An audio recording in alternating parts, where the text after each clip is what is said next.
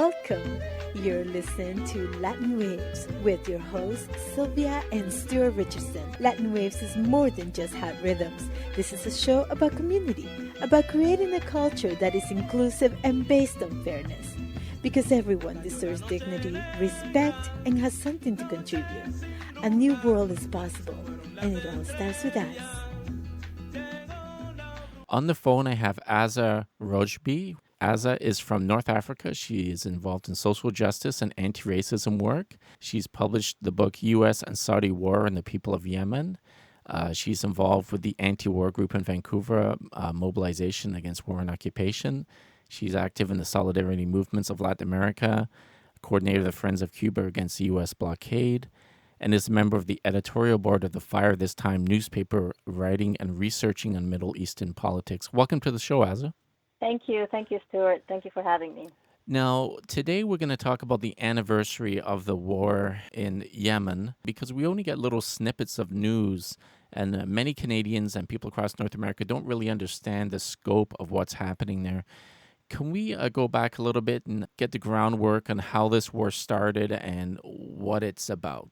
Yeah, thank you, Stuart. And you're right. In a way, the war on Yemen has been called the Forgotten War because there's very little media coverage. So thank you for doing this interview and covering this issue. But in the United States and in Canada, there's very little news that is covering the war on Yemen. And so I'll go back a little bit in history and give our listeners today a bit of an understanding. And so the war on Yemen started in 2015. It is led by a coalition that was put together by Saudi Arabia, very much backed by the United States government. And actually, the start of the war was announced from Washington, D.C. On March 26, 2015. So as you've already mentioned, this year we are marking 6 years of this war.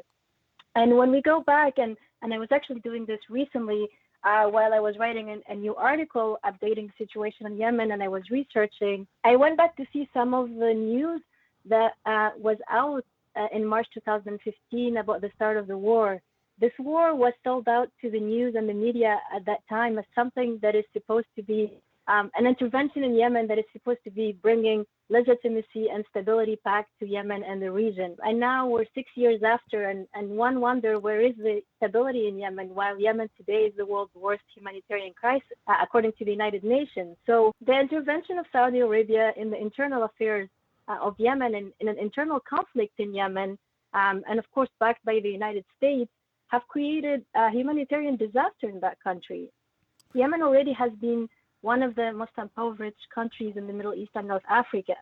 And now, after 6 years of war, destruction, Yemen is in a really, really bad situation, and the humanitarian crisis there is actually getting worse day by day. And just one more thing that might be interesting for your listener to know is the actual position of Yemen in the Middle East. And so Yemen has a very, very strategic location. Its borders, its coastal borders, border what we say Bab el-Mandeb Strait. It's a very narrow strait. It's a very strategic waterway between the Horn of Africa and the Middle East. And so it's connecting the Mediterranean Sea to the Suez Canal and the Red Sea and to the Gulf of Aden. So to simplify this, basically the strait is one of the most active and vital and maritime shipping routes in the world. So the position of Yemen is very strategic. And this goes into the intervention of Saudi Arabia in Yemen, backed by the United States, is to serve their own interests. They tried to sell it at the beginning, saying this is for the people of Yemen, to bring back peace to the people of Yemen. But we've seen 6 years later, the people of Yemen are suffering, and they are just, the United States and Saudi Arabia are only there serving their own interests. And also to add that not only they're serving their own interests because of the strategic position of Yemen, but the United States and a lot of other European countries, including Canada, have been making actually billions of dollars on arms sales and training and equipment to Saudi Arabia and other countries that are in the coalition. As I said in the beginning, the war on Yemen, the United Nations called it the world's worst humanitarian crisis. And so 6 years of this war is aggravating. Already the world humanitarian worst crisis has been called, like the United Nations called it this a few years ago. Now we are 6 years into this war, and it's aggravating day by day. It's really tragic because this rarely makes the news. I mean, we live in Canada, you and I, and Western powers like European Union and Canada and United States, we like to wax poetically about human rights, and we've been condemning China daily in the news, and they should. Their Yeah. treatment of the Uyghur people has been awful, but almost nothing, zero coverage about Saudi Arabia. We get the occasional news coverage, but the UN reported on, they did a report March 24th of 2020 that this is a humanitarian catastrophe. There's been millions and millions of people waking up hungry daily. Hundreds of thousands of people have been killed, yet almost nothing. The occasional Twitter feed someone sends out, but almost nothing that we're supporting this conflict. So why the silence? What is it about Saudi Arabia that almost governs zero coverage? We had some coverage when the journalist was murdered last year, but nothing came of that. And we had it. People used to blame Trump for all these things, but now it's a new government in the United States, and we're still more of the same. So what's behind the silence? Yeah, that's a very good question, and I think it's important to go back to, well, one, the billions of dollars these countries are making in arms deal.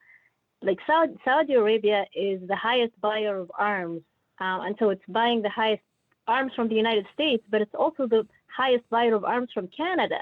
So we like to think of Canada as a peace-loving country, but our government is selling arms to countries like Saudi Arabia, billions of dollars worth of contracts over this last 6 years. Well, as you mentioned, we see the devastation that this war created in Yemen, but we continue to fuel it. And so countries like the United States and Canada not only have interest in the region for their own hegemonical interest to have in the Middle East and North Africa, but they're also making billions and billions of dollars out of this war. And just to give you a little bit of some numbers, because I know most of our listeners might be in Canada, I think it's important to realize that this government, the Liberal Trudeau government, is very complicit in this war. So our media does not cover it as much as it should be, but our government here is complicit in this. And so, for example, on September of 2020, the United Nations Human Rights Council named Canada as one of the parties that are fueling the war of Yemen by continuing selling arms to Saudi Arabia. And so just to give you a little bit of statistics, for example, in 2019, Canada sent about 36.9 million worth of aids, humanitarian aids to Yemen. But in contrast to that, Canada also in 2019 exported about $3 billion of weapons to Saudi Arabia. So Saudi Arabia is our highest client in Canada buying weapons from us. So the silence, unfortunately, that we see in the media and from the government is very much connected to the fact that Canada is complicit in this war. So talking about the war on Yemen is talking about what is dangerous for them in some ways, because it means that more people in Canada will learn about what's going on. But in addition to that, more people in Canada will learn about their government complicity in it. And then more people in Canada would say, I don't want this. I don't want my government to be selling arms to Saudi Arabia. I'm going to do something about this. And this is a scary thought for them, that people in Canada could mobilize and oppose this arms deal. So the silence is, in some ways, is for keeping the status quo, that things are normal, there's nothing to see here, carry on.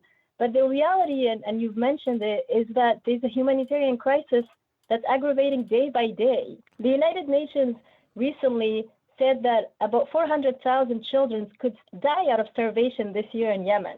Numbers like this, if they are communicated to people in Canada, will get them not only shocked, but will get people here questioning, why is my government selling all these weapons to Saudi Arabia, knowing what they are being used for, knowing the crisis that's happening in Yemen, and yet we are still providing them. So countries like Canada, the United States, France are basically fueling this war. So they might not be the one that have the guns, but they're the one that are selling it. They're not the one that have the bombs, but they're the one that are selling it. So our government and our country is very complicit in this, unfortunately, in this war that's continuing and aggravating day by day. I'm looking at an Amnesty International report that says activists, human rights workers, and such have been threatened, harassed, disappeared in Yemen. It's happening all the time. It's right out in the open. And the idea that Canada's benefiting? Like, we got to keep doing what we're doing because of some jobs in manufacturing, starting selling armored Humvees or whatever we're selling over there. It's Yeah, discussed. or as Trudeau called them, Jeeps. Yeah, we They're don't. armored vehicle, but our prime minister called them quote unquote Jeeps. So that we really have blood on our hands, and you're quite right. Our public media, they're quite gentle on Yeah. on this federal government, and certainly the corporate media is not saying a bloody thing about it. So how do we make our voices heard? Who's actually benefiting? What industries are benefiting from this? Like, how can we take action to make our voices heard? Because our public media and our private media, they're not doing their jobs if this is going on and I'm not hearing about it. So what can an ordinary Canadian do about this? That's a very good question, and I think it's important to talk about that because it's important to feel like we have a voice and that we can stand up, not only feel sad and feel like how horrible it is what's happening in Yemen, but feel like we are empowered to stand up against it and stand up here in Canada asking the stop of this arms deal. And so just in general, to give you an idea, for example, and so our interview today is on March 26th. It's marking the 6 years of wars in Yemen. So there's actions yesterday, the March 25th and 26th today, which is what's called the Global Days of Action Against the War, marking the 6 years of wars. So there's been actions in Canada, across the globe, in the United States. For example, here in Vancouver yesterday, because of the COVID-19 pandemic, and we wanted to do things safely, we decided on the option to do a public action that's a care caravan. And we were doing it simultaneously with also a care caravan in Hamilton, Ontario.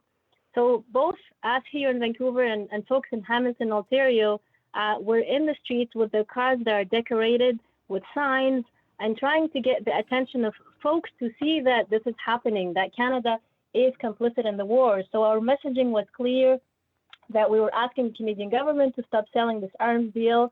And this is important because, as you said, there is a bit of a media blockade about this issue. So we're able to be driving in the streets of Vancouver, of Hamilton, Ontario, and grab people's attention. And it was interesting to see folks, when we drove by, actually honked at us yesterday and like gave us thumbs up of support, took pictures of us.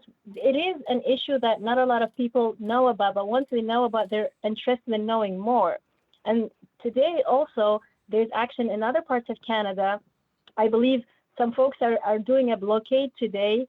They're blockading the CN rails because CN rails is complicit in the arms trade. Some of the light armored vehicles that Canada is making and selling to Saudi Arabia are transported by the train.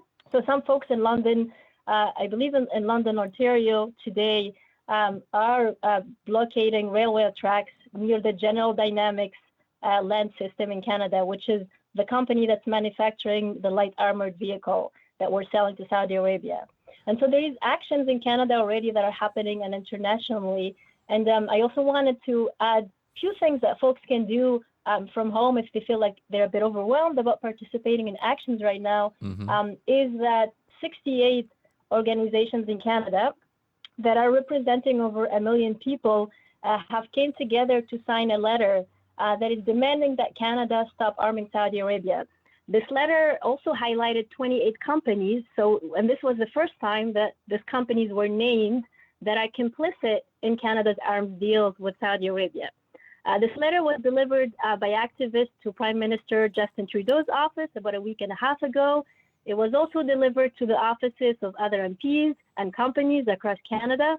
And so this letter is an important piece that brought people from Canada and the voices of people from Canada to the government to say we are opposing this arms deals. And alongside the letter, there's also 2 parliamentary petitions that were started by folks in Canada that are demanding the ending of this arms deal with Saudi Arabia. So if our listeners that are from Canada, resident of Canada, are interested in reading this letter that names the companies that are complicit, but also if they're willing and interested in signing the 2 petitions, they can visit the website of Mobilization Against War Occupation, which is www.mawvancouver.org. We have both the petitions and the letter on our website, so you can not only sign it, but please share it. And if you are on social media, share it with your friends on Twitter, on Facebook, on Instagram. Invite more people in Canada to add their voices, because the more signatures we have, in this petition, the better chance we have that this will be presented at the parliament. And we understand that maybe our voice is still not as big as it should be, but the voice has to be there. And we feel like, as folks here in Vancouver that are working with people in Hamilton, in London, Ontario, in Montreal, we're trying to create a Canada-wide network of people that are opposing this war and people that want to give folks in Canada a way to add their voice to this opposition. And maybe we can break the silence. I think the first step is educating people. And this is why this piece and your show is important, because this is going to educate some people that even maybe haven't even heard about the war on Yemen or about the complicity of Canada. So our first step is to get to them and then get them engaged and try to get them to join us. But even if they can't join actions in their locals or in their areas, they can at least online help us break this media blackout, this media blockade on Yemen. Around the world, it's really interesting to see what resonates and where people have their solidarities. Like the two Michaels in China, I've had many reports, as there should be, about arbitrary detentions. But in this Saudi Arabia, I'm going to read something and then I'll comment more from this Amnesty International report. It says on April 11th, 2020, the Houthi-run specialized criminal court in Sanaz sentenced to death 4 journalists, Akram al-Waldhadi, Mr. Aman Harith Hamid, and Tawfiq al-Masuri, following grossly unfair trials, including torture, detention, and other ill treatment. The 4 journalists, along with 6 others, received long-term sentences. Detained since 2015. Anyway, it goes on and on, but it has been brutal. And where is the solidarity for these journalists? Where is the solidarity for the hundreds of thousands of innocent civilians, the millions who are waking up hungry? Is it because it's a brown country? Is it because the racism is underneath this? I just want to know where the solidarity is among journalists, because quite often I see, being on a lot of journalists on my Twitter feed, I see call-outs for solidarity, but I haven't seen anything. So talk a little bit about maybe perhaps a little bit of racism is going on here in the reporting, because for me, it's like it just makes my heart thump in my chest when I see the conditions. And I don't, is it not education? It is the blackout, or perhaps people just feel that certain parts of the world, that's the way things are? I think you have some point in there. I think it's important, if I can go back a few years to the start of the war in Afghanistan and the war in Iraq and the war in Syria, and unfortunately wars in the Middle East and North Africa, that a lot of them have been started by the United States government and other Western governments are supporting it, including Canada, in some ways have normalized the fact that, of course there's another war in the Middle East. Oh, of course, there's more people dying in the Middle East or North Africa. And this is to your piece of, it is a lack of education, but it is also, unfortunately, a lot of the media is complicit in spreading this narrative that, yes, people in the Middle East have always been in war. They're always killing each other. They're always going to die. It doesn't matter. It's the same thing. But if people stop a little bit and look at this, the pattern is that folks in the Middle East have been under war and aggression and occupation not because they wanted to, but because the United States government and other Western forces that have strategic interests in that region have not given them a break, war after war after war. So in that, it goes back to your also point, I think, of racism, is that the life of Yemeni people is not worth as much as the life of people here in Canada. And I'm not generalizing. I think not everybody is this way, but I think the complicity is in the government and the media that normalize the death of people in the Middle East and North Africa, that normalize that, yes, people of color in Yemen, in Syria, in Afghanistan, and Iraq, there's always shooting there, they're all going to die. Like that narrative that the media played for so many years and so many years might be something that also contributed to the fact that people might just be like, oh, here you go, another war in the Middle East.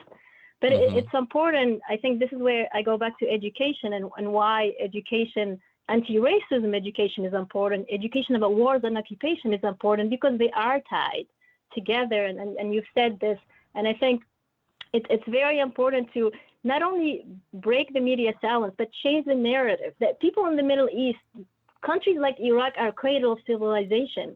A country like Yemen is a land of rich history and ancient civilization. Yemen is a country where the coffee that we all drink started in Yemen. Yemen is a country that is very beautiful, that is very complex culture, but it's a country that has a rich history, but that is never presented outside to the world here.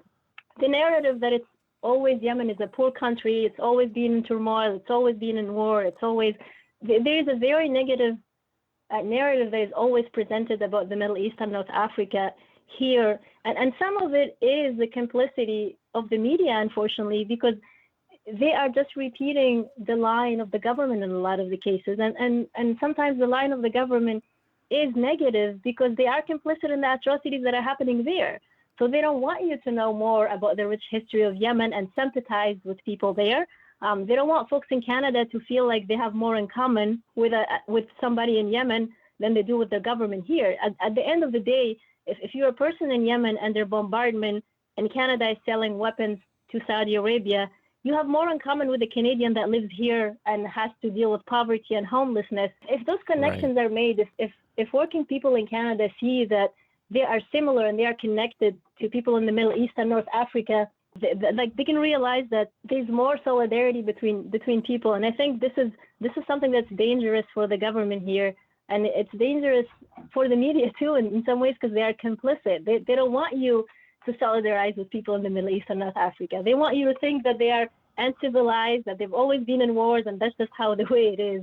But it's not. And I personally come from Tunisia, and it's in North Africa. And when I first came to Canada, a lot of people didn't even know where Tunisia was or what it is or what's going on there. And so there is a huge education that has to happen. And the education piece brings in the anti-racism, brings in the anti-imperialism piece, brings in the fact that if you live in Canada, why would you feel okay with your government intervening all over the world? What gives Canada the right to go back to my country or to go back to Yemen and say, you should have this guy as a president instead of this other guy, or this person as a prime minister instead of this other person? So it's a big job ahead of people that are involved in the anti-war and peace movement in Canada and the United States, because we have to convince people that they are related to folks in the Middle East and North Africa, and they have more in common with them than they do with their governments, but also that there is something they can do about it here in Canada and the United States.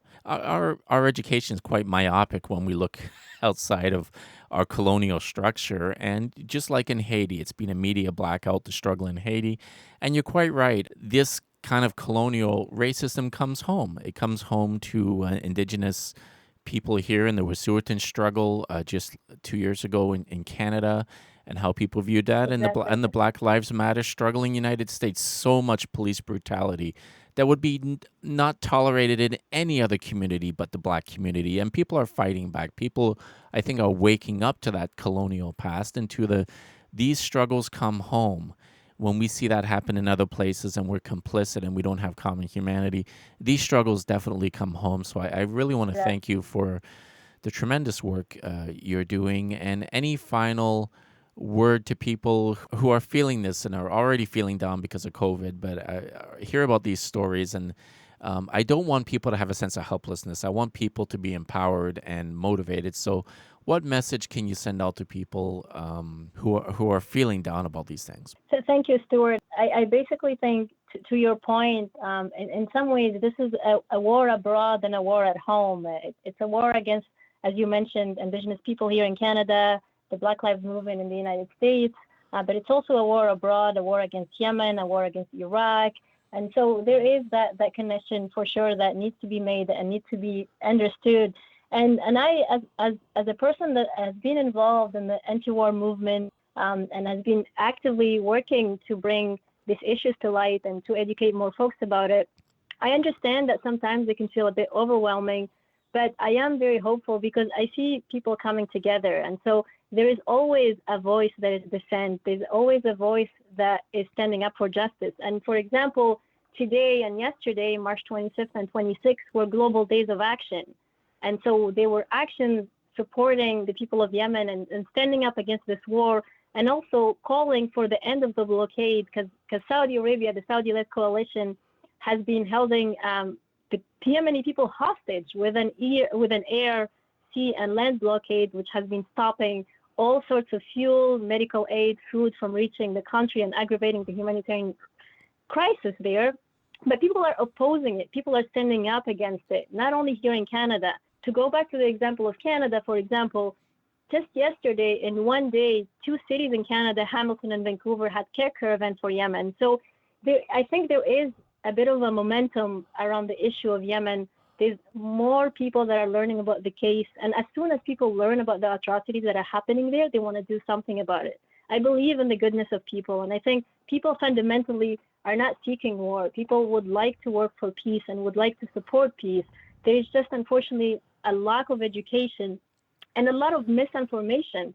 And so I think people usually make the right decision once they are informed and once they understand what's going on. So I see the future hopeful because I know the goodness of people, and I see that historically in a lot of different issues, people have stood up against injustices and won. And we have a lot of historical examples of winning, but it might take years sometimes, unfortunately. But we have to be on the right side of history, and we have to be on the right side with the truth. And in this case, and in the war of Yemen, it's very important for us people that live in Canada and the United States to understand that our government are complicit, and not only complicit, they are fueling this war. Right. And we have to stand up to them. So things like the petitions that were started across Canada are important. Actions across Canada are important. Anything that brings a coalition of groups, of organizations from around the world together to stand up against this will make us stronger and will echo our voice in a lot of different places. Thank you so much for spending a few moments with me. I will post this interview on LatinWavesMedia.com and on our at LatinWavesMedia on Twitter. But how can people get more information from you, website, or kind of get more informed on this issue? Definitely. And so I mentioned it earlier, but I will repeat again the website of Mobilization Against War Occupation. We're an anti-war coalition in Vancouver. And our website is www.mawovancouver.org. And Mawo is written in MAWO. So in our website, folks can find the letter I was talking about that was sent to Prime Minister Justin Trudeau asking to stop the arms deal, but also 2 petitions they can sign. People can also find us on Twitter at MawoVan. We share a lot of information on Twitter from our actions, but also from actions around the world. And people could also follow me personally. I'm very active on Twitter, sharing different articles I write about Yemen. And my handle is at Azza_R14. Thank you so much for doing this. Thank you so much, Stuart. We've come to the end of our show, Latin Waves. Latin Waves is an internationally syndicated weekly program made available through campus and community stations and available out to the world at www.latinwavesmedia.com. Visit Latin Waves Media to hear previous shows, to access resources, or support our efforts towards social change via community project engagement. Thank you, and bye for now.